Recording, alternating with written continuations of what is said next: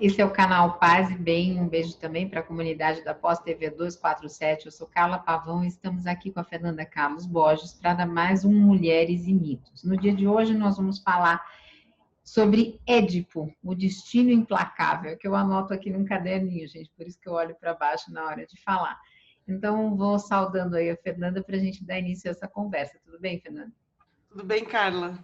Então, gente, a gente vai falar sobre essa questão do destino, né? Como isso aparece no mito do Édipo.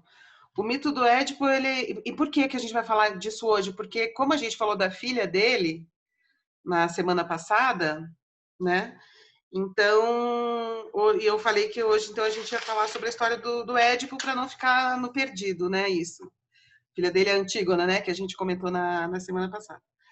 Já digo de saída que esse mito é apenas maravilhoso.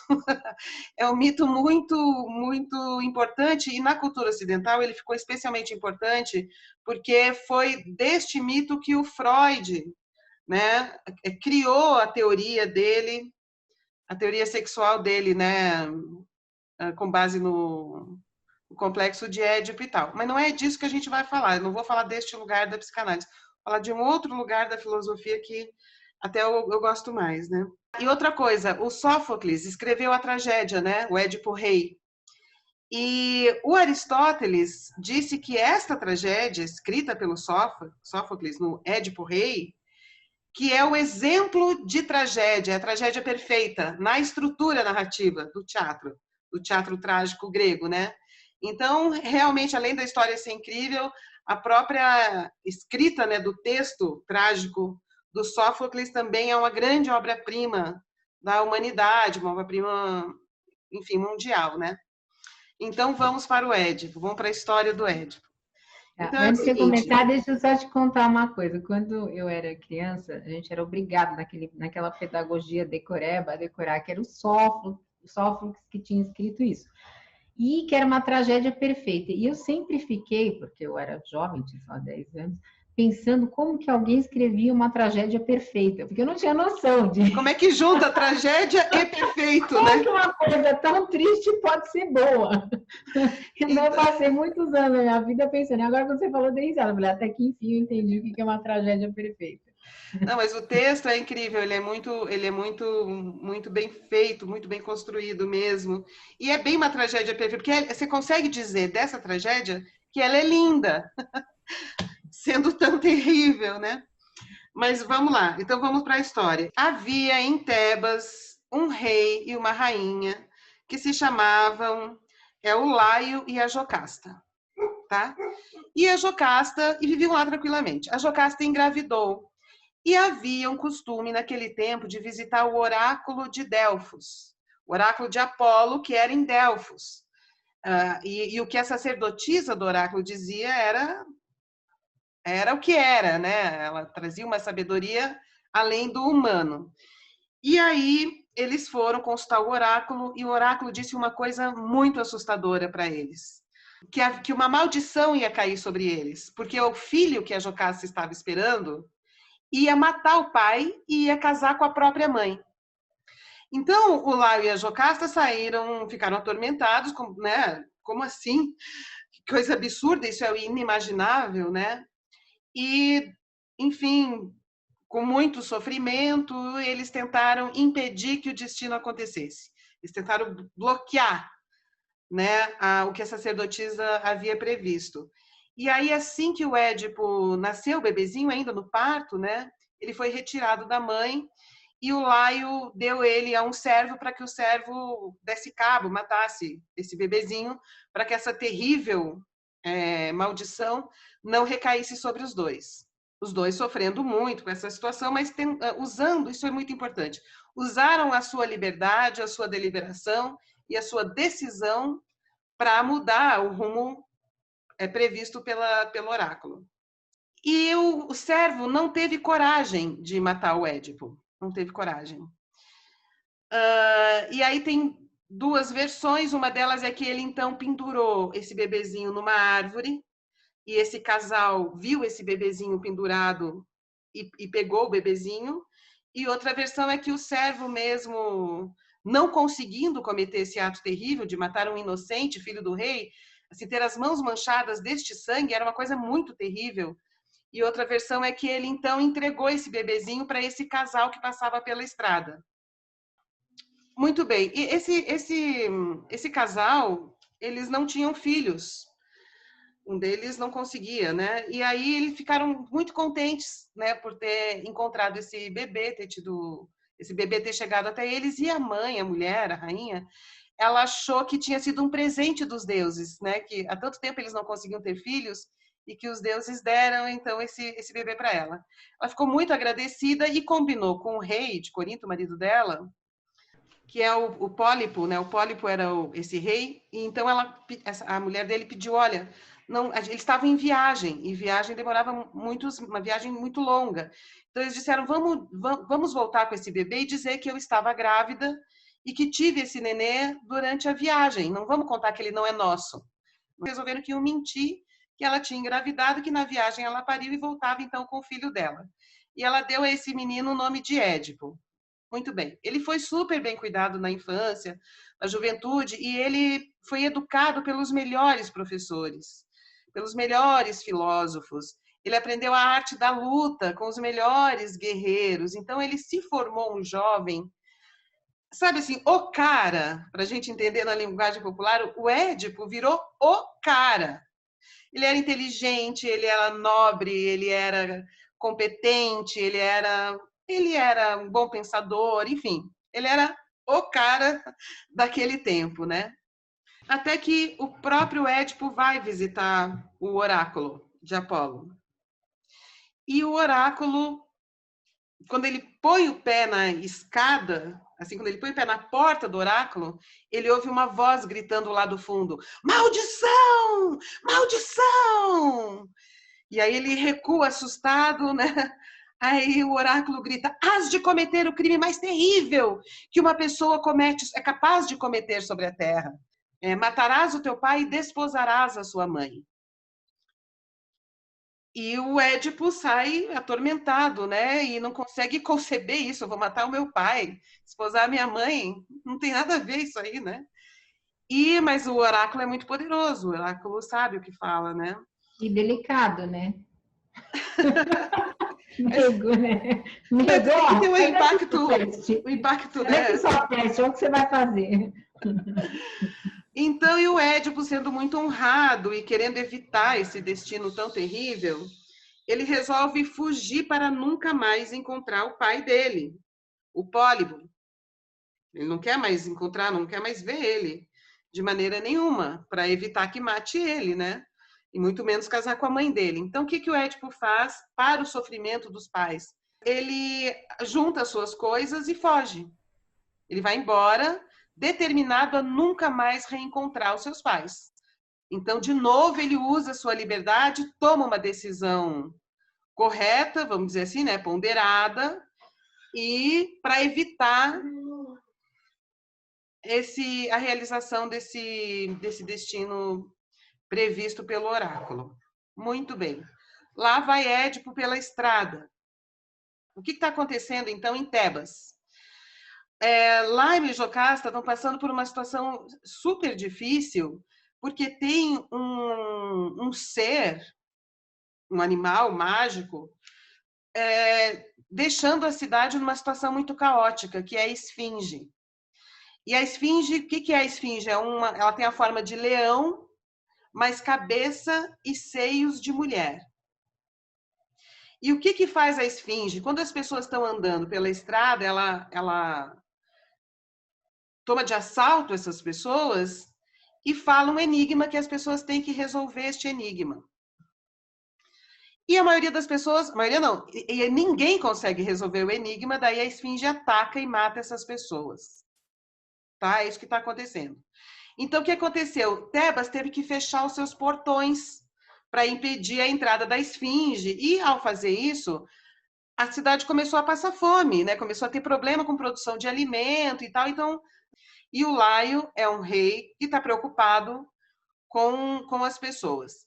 E o que decide fazer? O Laio resolve buscar ajuda em outras cidades, né? Para trazer alimento, para resolver o que fazer com a esfinge. E aí dão o seguinte conselho para ele concorda na reunião que fizeram, né? Que não é para ele sair da cidade vestido como um rei, né? Com toda com um carro de rei, com a roupa de rei, com soldados vestidos como soldados que servem ao rei, para não chamar a atenção da esfinge, porque aí sim que a esfinge ia querer destruí-los, né? Que era para eles irem disfarçados de pessoas comuns e poucas pessoas para não chamar a atenção da esfinge, muito rápido para que ela não chegasse neles. Então isso foi combinado. Então eles foram disfarçados. Então ele estava em cima com uma roupa de pessoa comum e mais 3 soldados acompanhando ele, pegaram os melhores soldados para acompanhar e pedir ajuda para cidades, para outras cidades. É uma biga que você está falando? É biga? Uma biga, isso. É. Bom, então eles estão indo lá, né, no caminho, e neste caminho vinha um forasteiro. E este forasteiro era Édipo, né? Tendo saído de Corinto e andando sem rumo, descobrindo um lugar onde ele poderia ficar.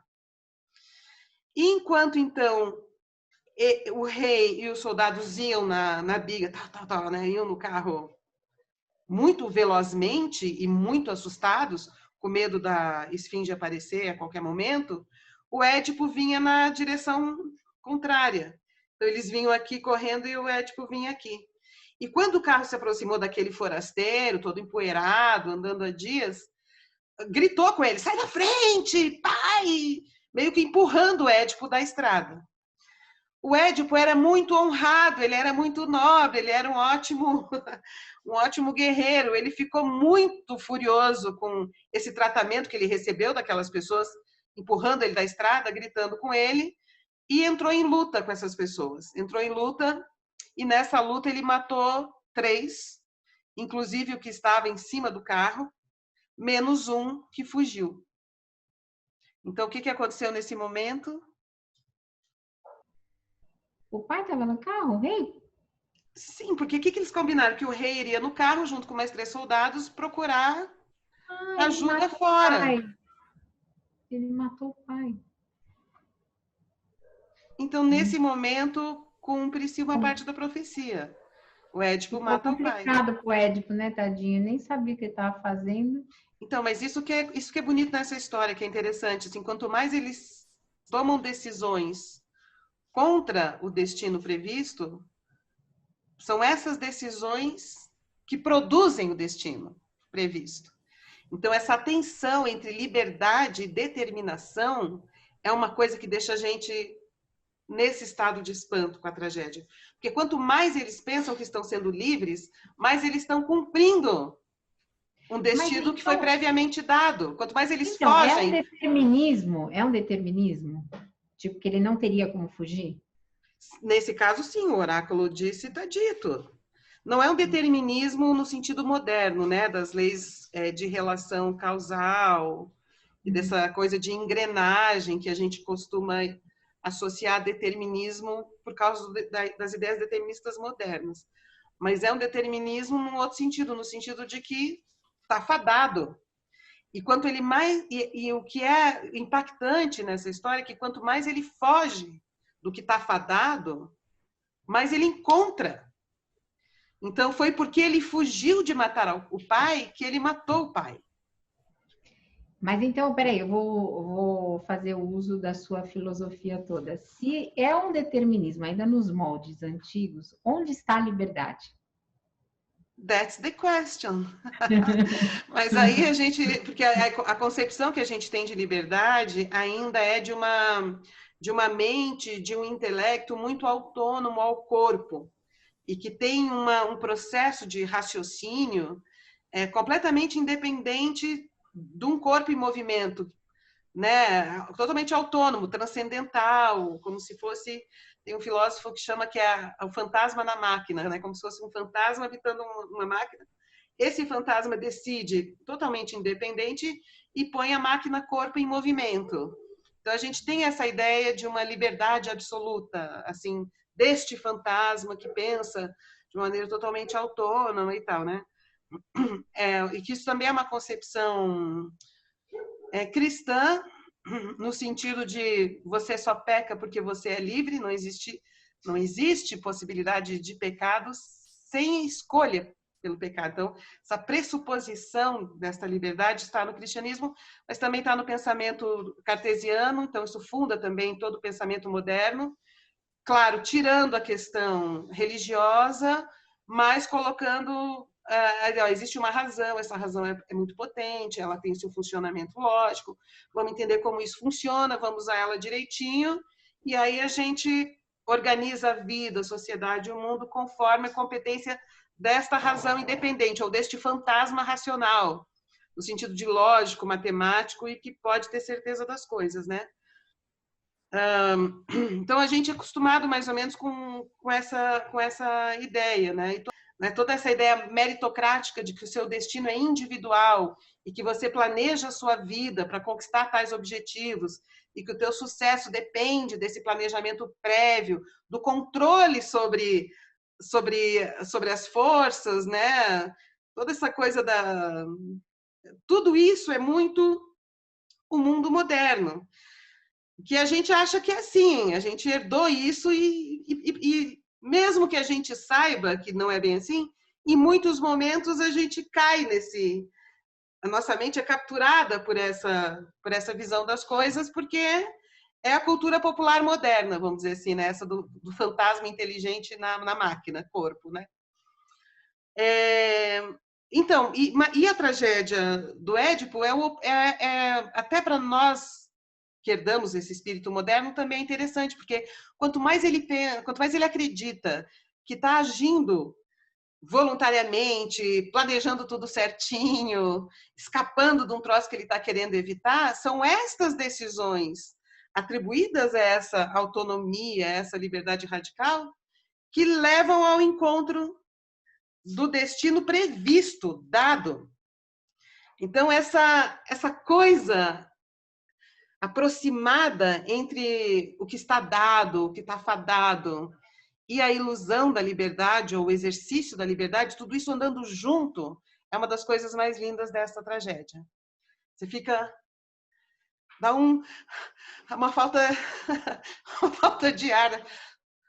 Quer dizer, e aí você fica, meu, quer dizer que eu tô... Quanto mais eu estou decidindo para fugir do que eu estou querendo, mais eu estou me aproximando daquilo do qual eu estou fugindo, né? Então, isso é o terror, porque a função da tragédia também era criar esse espanto, esse terror nas pessoas, né? Bom, aí o Édipo teve essa luta com essas pessoas que ele julgava muito, assim, qualquer um, e que foram agressivos com ele, e aí ele lutou, se defendendo a própria honra, a própria vida e tal, e continuou. De repente, surge na frente dele a Esfinge, aquela leoa, né? Aquele leão com cara de mulher e peito de mulher, e fala para ele: decifra-me ou devoro-te. E aí ela falou, então eu vou ler aqui o trechinho do que eles falam. Aí então a Esfinge fala para o Édipo: qual é a criatura, pergunta-lhe o monstro, que anda com 4 pés de manhã, com 2 ao meio-dia e com 3 ao anoitecer? Então, qual é a criatura que de manhã tem 4 patas, meio-dia tem 2 patas e à noite tem 3 patas? Não faço ideia. Seria devorada pela Esfinge. Eu ia morrer na hora, eu sou péssima para essas coisas de enigma. Até porque eu não consigo pensar ninguém que tenha 3 patas. Assim. Por isso que todos morriam. Mas o Édipo, tendo estudado com os melhores filósofos, tendo sendo tão inteligente, e tendo a formação que ele teve, ele respondeu: o homem. O homem que na manhã da sua infância anda de 4, engatinhando. Na tarde da sua vida anda sobre as 2 pernas, em pé. E ao anoitecer da sua existência, precisa da bengala.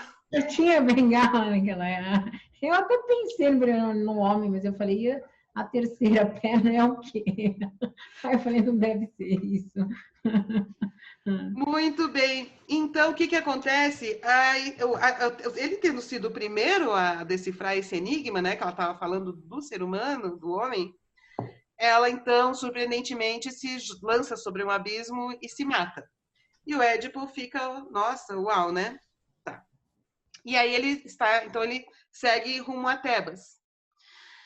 Chegando em Tebas, ele vai lá comer, beber, enfim, né? Tá cansado e tudo. E aí ele comenta, ele fala assim, nossa, eu encontrei, enfim, ele conta que encontrou a esfinge, conta a história e fala que a esfinge morreu. E aí então as pessoas falam, você conseguiu vencer a esfinge, né? E ele, claro, sim, venci a esfinge. Então ele é aclamado como herói, eles levantam, né, fazem toda uma aclamação do Édipo como grande herói da cidade. Nesse meio tempo, o único que sobreviveu àquela luta, em que ele matou o Laio e os soldados, um deles tinha sobrevivido, certo? Esse que sobreviveu contou, né, que o rei Laio tinha morrido, tinha sido assassinado por um forasteiro. Portanto, todos sabiam que a rainha estava viúva e havia um herói na cidade. A rainha estava viúva e havia um grande herói na cidade que tinha vencido a esfinge. Dançou. Então, Édipo é levado à categoria de rei ao casar-se com Jocasta. Então, neste momento, o que que acontece? Édipo casa com a própria mãe. Sim, aí então cumpriu-se o destino, né? O destino previsto pelo oráculo. O Édipo matou o pai, casou com a mãe. A Jocasta, então, casa-se com seu próprio filho, só que sem saber. Então, eles estavam cumprindo o destino sem saber. Então, aí, olha só, a história não acaba aí. O tempo passa, eles têm 4 filhos. Um deles é a Antígona, que a gente já falou dela no vídeo passado. E eles vivem bem. E o Édipo é um ótimo rei, ele é um bom rei. E só que daí o que começa a acontecer depois de que os filhos mais velhos já estavam adultos, né? Não era mais criança. Uma peste, como se fosse uma maldição, começou a atacar a cidade, as plantações e tal, e também eles estavam correndo risco, a cidade, né, de Tebas correndo risco de novo de passar fome, um caos e tal. Aí o Édipo pede para o irmão da Jocasta, que se chama Creonte, mas não é o mesmo Creonte da Medeia, é o irmão da Jocasta, pede para ele visitar o oráculo. E aí o Creonte volta com uma boa notícia. Qual é a boa notícia? Ah, não, o oráculo disse que isso tudo vai se resolver de uma maneira simples. A gente só precisa descobrir quem matou o Laio, que era o rei, o pai do Édipo. É bem simples para o Édipo, né? O Édipo, olha, O Édipo tô achando que eu nem sofri mais depois que eu vi essa. Eu nunca sofri na vida, porque olha, a história dele tá triste. Aí o Édipo fala, que ótimo, é só isso. Vamos descobrir. Daí eles comentam, realmente, essa história de quem matou o Laio ficou meio perdida no passado, porque a gente estava com todo aquele tormento da esfinge e tal, e depois, né, toda a aclamação de você como rei, enfim, estava toda uma confusão na cidade. Nós não dedicamos esforços suficientes para descobrir quem matou o Laio. Daí o Édipo, ótimo, vamos fazer isso agora, vamos descobrir. Muito bem. Aí eles chamam o Tiresias, que é um velho profeta cego, e conversam com o Tiresias. E o Tiresias fala, eu acho melhor não mexer com isso. Aí o Édipo, como eu não vou mexer com isso? Eu tenho que resolver, a cidade pode passar fome, tem uma maldição. Eu preciso acabar com essa maldição que está se passando sobre a cidade. E o Tiresias fala, e o Édipo fala, você sabe de alguma coisa? Você tem o que dizer? E o Tiresias diz, eu acho melhor não mexer com isso, porque de repente o mal que você vai trazer para você vai ser muito maior do que o mal que hoje se abate sobre Tebas. O Tiresias sabia, né? Assim, ele era um profeta cego. E aí o Édipo fica muito furioso e diz assim: se você não quer me dizer, então é porque você está envolvido com isso. Você sabe e não quer me dizer. Então você faz parte do assassinato do Laio. E aí ele fala: me diga, eu tenho modos de saber, de fazer você confessar. Começou a pressionar, daí o Tiresias fica perturbado e fala: és tu o assassino de Laio. Mas até aí ele está sendo pressionado, né? Pediu, né, para ele falar. Oi? Ele pediu, o Édipo pediu, né, para ele falar. Pediu, pelo amor de Deus, quando acusou, né? És tu, né? Então, Mas ninguém acreditou, Carla. Eles não acreditaram. Eles falaram assim: ele tá falando isso porque estão brigando, tá puto. Falaram: é tu que matou, não sou eu nada. É tu. Nesse meio tempo, chega um mensageiro de Corinto, onde morava o pai do Édipo, né, que era rei, avisando que o Pólibo morreu, que o pai do Édipo morreu. A Jocasta, ela diz quando o Tiresias fala és tu, ela fala: que bobagem, esses oráculos eles erram tudo, eles falam umas coisas que não acontecem, entendeu? Não leva a sério, isso aí não tem nada a ver, né? Ela dá uma desmerecida, assim, né? E aí, nesse meio tempo, chega esse mensageiro, então, de Corinto, dizendo que o rei de Corinto, que é o pai do Édipo, que se julga que é o verdadeiro pai, né, morreu. E aí o Édipo fala assim, então quando o Édipo sabe que o pai dele, o Pólibo, morreu, ele faz assim, ele fala assim para eles, e a Jocasta ali: é verdade, olha, tá vendo, o oráculo não acerta todas. Estava previsto que eu ia matar o meu pai, mas ele morreu e não fui eu que matei. Então não se cumpriu a profecia do oráculo. E aí esse mensageiro meio misterioso fala assim: Édipo, deixa eu te falar uma coisa, você não é exatamente filho dele. Aí contou a história de que foi um bebezinho, tá, né, que foi encontrado e que adotaram, criaram como filho, mas que ele não era verdadeiro filho. A Jocasta ouve aquilo e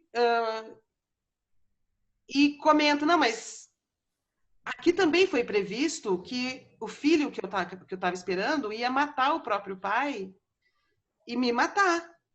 Mas não foi isso que aconteceu. Né? O Laio foi morto por um forasteiro na estrada, talvez um ladrão. Não foi isso que aconteceu. E daí, então, eles também é um momento tenso, porque eles entendem que houve duas profecias idênticas, só que em posições diferentes, para os dois, que é essa história de um filho que mata um pai e desposa sua própria mãe, né? O Édipo chama o servo que tinha sido encarregado de matar o bebê, pergunta se ele matou o bebê, então ele fala que não matou o bebê, que ele não teve coragem. Portanto, o bebê não estava morto e eles entendem que este bebê era o Édipo. Então, nesse momento tudo se revela, mas no livro do Junito Brandão, ele narra esse momento de um jeito... Ele faz mais literatura, vamos dizer assim, né, do que esse aqui. Que ele diz assim: então, nesse momento, a Jocasta, ao olhar para o Édipo e entender que aquele homem dela, marido, o pai das filhas dela, era o filho que, assim que saiu do seu útero, né, foi levado porque não podia, marcado por uma terrível maldição, que essa era a mesma pessoa, ela ficou sem ter o que falar, o impacto foi muito grande e ela correu para dentro do castelo.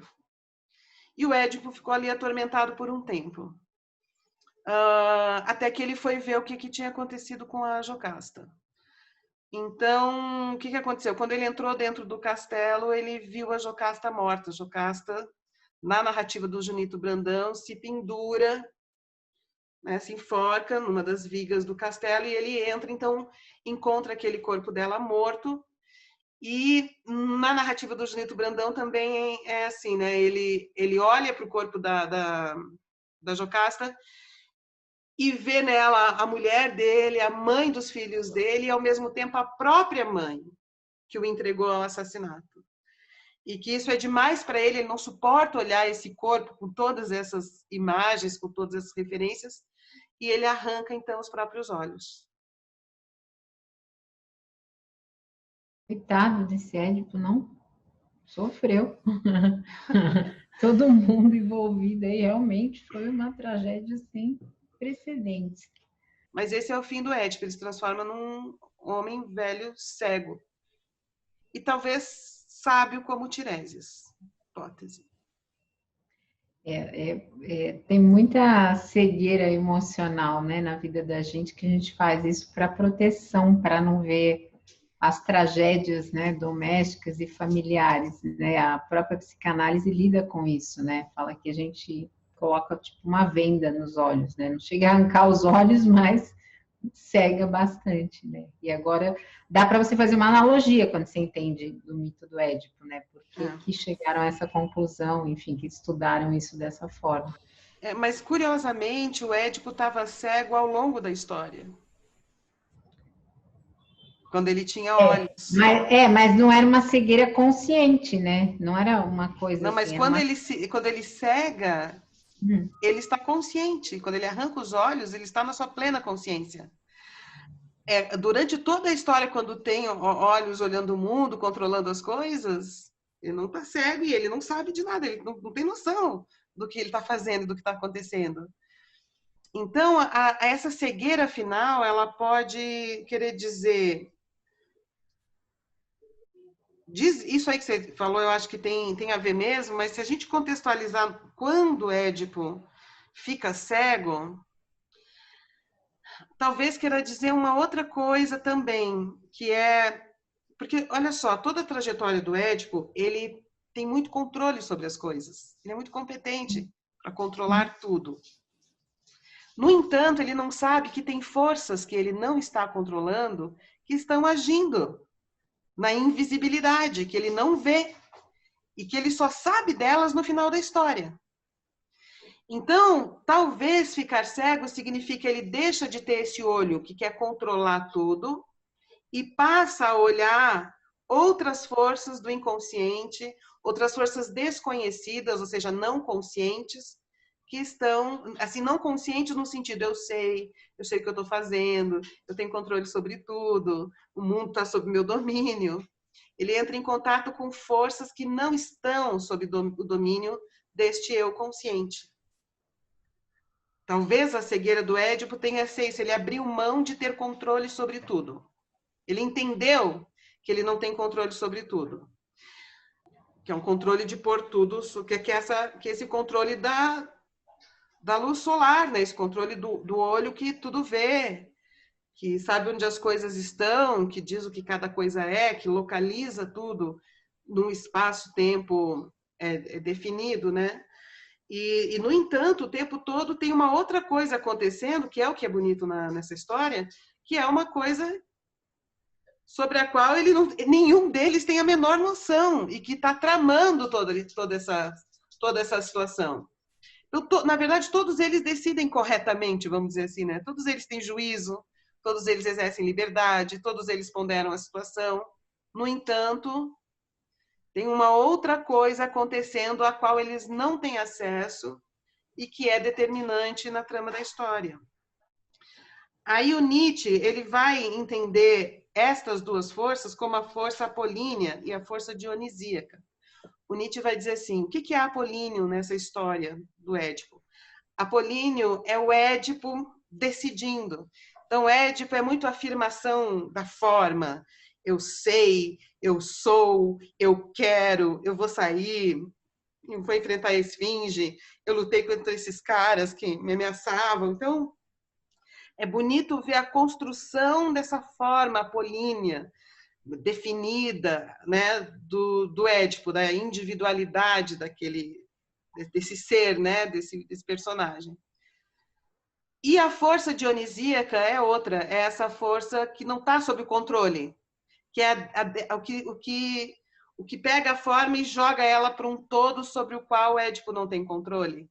Esse todo que foi previsto pelo oráculo, esse todo que o oráculo acessa, né, esses movimentos que o eu que sabe, não sabe e não tem controle, né? Então, Apolíneo é essa outra força, né?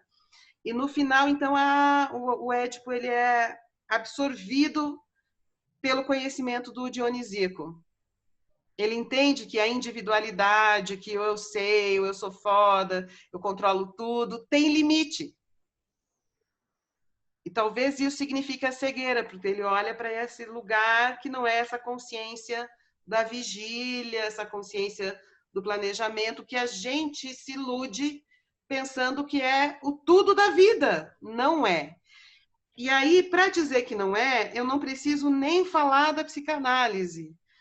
A ciência cognitiva, os estudos do cérebro, sabem que esse eu consciente ele é muito pequeno diante do tamanho do que é todos os processos da mente humana e da consciência humana. Então, muito do que rege a nossa vida, os nossos movimentos, né, as funções da vida e de produção de sentido, não são controladas por esse eu apolíneo, não são controladas por esse eu que pensa que sabe tudo, que julga que sabe tudo.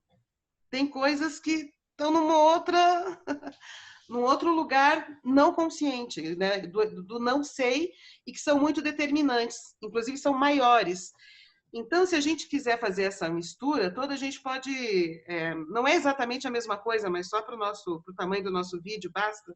Então, essas são as forças dionisíacas. Porque o que faz o dionisíaco? O dionisíaco nos leva a pertencer a algo maior. O apolíneo nos individualiza. Então, o que o Nietzsche fala que é bonito nesta relação é essa tensão perfeita entre o apolíneo, o Édipo diz eu sou, eu quero e eu faço, e o dionisíaco ao mesmo tempo absorvendo no mesmo ato. Então, essa tensão perfeita é o que o Nietzsche fala que é a condição trágica da vida e que está super exposta, super bem elaborada nessa tragédia, que o Aristóteles também gostava. Talvez isso seja a nossa própria vida, né? A gente decide, a gente quer, a gente planeja, a gente acha que não pensou, não planejou direito, ou a gente se parabeniza que planejou super certinho. A gente acha que nossa vida toda é regida por escolhas, que nós somos indivíduos soltos. Talvez hajam outras forças que nos levam a pertencer. E a pertencer continuamente sem que a gente saiba, e que fazem parte da produção do nosso destino.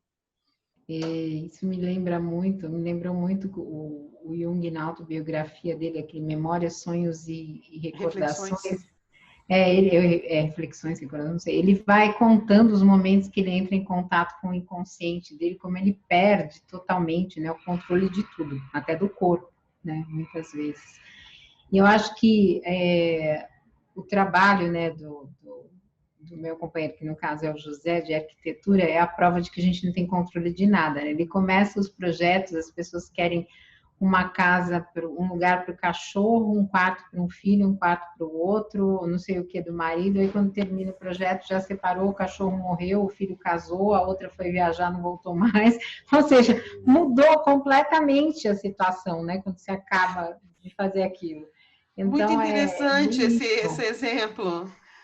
Não tem controle. Você começa em um ano, mudou tudo, já não adianta mais nada aquela casa. E que não era nada do que as pessoas tinham planejado antes, né? As coisas vão acontecendo, né? Ele fala isso para mim, ele fala assim, olha, não dá para planejar porque muda muito a vida da gente, né? A gente não tem ideia. Então, não é que não dá para planejar. Se a gente for pensar na forma como Nietzsche entende isso, é assim, a gente vai planejar. Entende? Porque isso é a potência. Isso é a potência. Nossa potência é fazer isso. É dizer, eu sou, eu quero, eu vou fazer, eu quero viver. E se projeta, se põe no mundo e afirma a sua vontade, né? Então, isso a gente vai fazer. A gente vai fazer o plano, a gente vai tá. Isso é a condição apolínea, né? Da natureza da vida. No entanto, outras forças estão produzindo outras coisas. E a gente só vai saber depois. E aí eu fiquei pensando nisso, assim, o Covid-19 de alguma maneira veio como essa força inesperada, né, que destrói toda a nossa onipotência. Ela pode até reforçar a nossa potência, no sentido de vamos resolver, vamos enfrentar isso, vamos fazer coisas, né? Vamos diante dessa situação. Então, isso é potência. Mas destrói a onipotência, que é o Édipo com olhos sabendo tudo, achando que sabe tudo. E quando ele tira os olhos, ele deixa de ser onipotente. Então, eu acho que essa história também é interessante, assim, a gente entender como aceitar essas conexões ou esses imprevistos ou essas mudanças do destino, aceitar um pouco que a gente não é tão onipotente como a gente pensa quando vai planejar a própria vida. Talvez essa seja a grande mentira da modernidade. E talvez essa mentira que deixe a gente cego, não como Édipo, mas cego como Laio, cego como Jocasta, cego como o próprio Édipo ao longo da história, achando que sabem tudo, mas não sabem tudo. Ah, tá. Então, só para concluir, uma coisinha que eu marquei, que eu queria dizer, e que é essa tragédia que eu ouvi a primeira vez lá na faculdade, quando eu tinha 18 anos, eu acho que foi tão forte assim na minha percepção da realidade. Tem pessoas que falam como se o mundo tivesse completamente decifrado. Tem pessoas que falam como se o mundo tivesse totalmente decifrado para elas e como se elas mesmas estivessem totalmente decifradas para si mesmas. Eu não consigo ver assim. Desconfio também de quem sabe tudo, tem o mundo e a si mesmo decifrado. O Édipo achava que estava tudo decifrado. Pois é. Tem um monte de gente que acha que foi na planilha e acabou. Deu certo. Não tem, eu conheço um monte de gente. Foi na planilha, leu lá a soma, a divisão, não sei o quê, já está tudo previsto por 3, 5 anos, a longo prazo, né? Até tem um Até lá o negócio. cachorro morreu, né? Até lá veio o Covid-19. Tanta coisa pode acontecer, né? Que a gente não tem controle. Eu aprendi isso muito cedo, aprendi aos 20 e poucos anos quando eu tomei um tiro. Então, quer dizer, você já sabe que as coisas podem mudar de repente, né? Então, você já fica com essa sensação de não adianta eu ficar querendo controlar todas as variáveis da minha vida, porque isso vai me gerar angústia e não vou conseguir. E aí que o Nietzsche diz como é bonito o personagem do Édipo. E aí ele vai também se inspirar no mito nórdico, que eu até podia falar aqui em outro momento, que ele vai dizer, porque na cosmovisão mitológica dos nórdicos, dos vikings, eles tinham uma serpente em volta de uma árvore, comendo as folhas da árvore do mundo, de uma grande árvore que era o mundo, da árvore da vida, da árvore do mundo. E que essa serpente ia devorar essa árvore, portanto o mundo ia acabar. Só que qual era o trabalho dos deuses? Adiar o fim do mundo. Era adiar que essa serpente devorasse a árvore. Então, na disposição para o Nietzsche, né, desses nórdicos, adiar era muito interessante, porque eles sabiam que havia continuamente um risco de destruição. E sabia que fatalmente essa serpente ia vencer no final. Ela ia conseguir devorar a árvore. Mas eles ficavam adiando. Então, talvez seja, o Nietzsche, talvez seja assim que a gente consiga viver a vida, tendo a consciência trágica como algo que afirma a nossa potência diante da vida. A gente sabe que a gente adia o fim, né? Então, cada dia nosso é adiando o fim, afirmando a vida e lutando pela vida. Mas aí você vê como aquilo, a espiritualidade pode nos permear de forma diferente. No meu multiverso, quando eu sofri o acidente, levei o tiro, eu fiquei por 1 hora dentro de uma UTI achando que eu tinha morrido. Porque como eu já era espírita, para mim a gente usa o termo desencarnar. eu tinha desencarnado e estava no hospital do plano espiritual. Então, assim, o meu pensamento era só assim, puxa, eu não me despedi de ninguém. E agora? Tanto que entrou uma enfermeira e eu perguntei para ela, eu morri? Ela falou, não. Ela não entendeu nada, né? Ela falou, deve estar em choque, né, coitada, porque levou um tiro, tá na UTI, morreu. Ai, Mas você tudo não bem. acha que esse contato que você teve com a possibilidade real do fim te fez afirmar a sua vida? Tipo, tô viva, então agora eu tô viva. É como se dissesse aquela vez, agora eu tô vivo, agora eu tô vivo. Como Alcoólicos Anônimos, né? Mais um dia sem beber, mais um dia sem beber, então, mais um dia sem morrer, mais um dia vivendo, mais um dia querendo, mais um dia me organizando, mais um dia me conectando, né? Te dá uma felicidade, né? Você começa a fazer planos, né? É isso, você faz planos. Quando eu sair do hospital, vou ver isso, vou fazer aquilo, né? Eu acho um Tá mito muito ótimo. bonito. Eu acho que assim, esse apelo, essa chamada que o Nietzsche faz para a gente recuperar na nossa cultura esta consciência trágica, essa percepção trágica da vida, que a palavra trágico aqui não é como as pessoas usam habitualmente, né? Trágico é nesse sentido dessas forças que eu estava falando, né? Que ele acha que isso deixaria a nossa vida menos rancorosa, menos queixosa e mais afirmativa. Porque uma consciência trágica impede que a gente tenha na nossa mente uma vida ideal que ninguém tem. Então, é todo mundo insuficiente com relação a uma vida ideal que deveria ter e não tem. Acho que eu já falei demais, Carla. Tá bom. Então, vou fazer o encerramento. Então, legal.